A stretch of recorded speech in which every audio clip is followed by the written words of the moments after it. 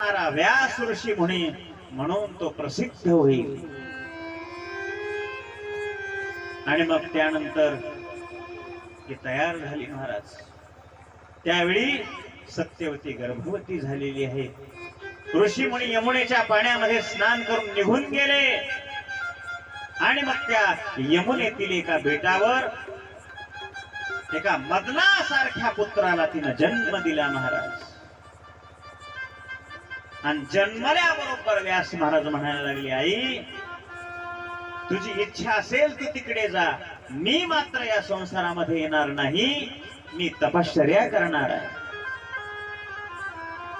आणि तुला जर माझी कधी आवश्यकता पडली माझं स्मरण कर, मी तात्काळ येऊन तुला भेटेन, निश्चिंत राहा।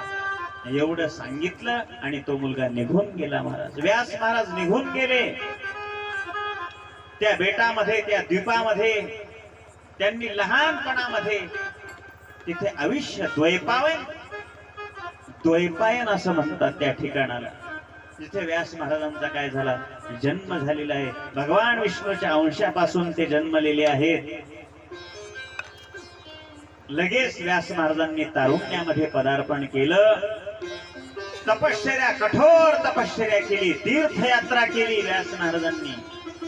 आणि मग पुढे कलियुग सुरू होणार आहे असं जाणलं।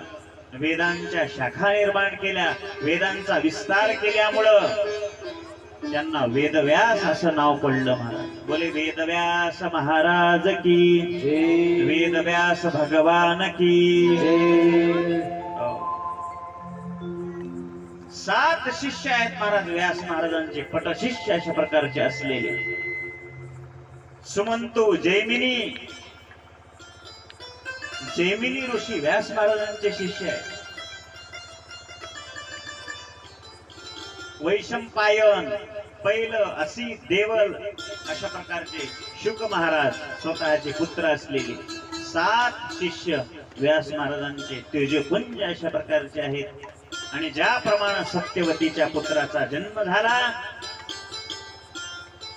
या संत महात्म्याच्या जन्माविषयी कधीच मनामध्ये शंका धरू नये असं शास्त्रांनी सांगितलेलं आहे। योगी लोकांच्या जन्माबद्दल कधी शंका धरू नये।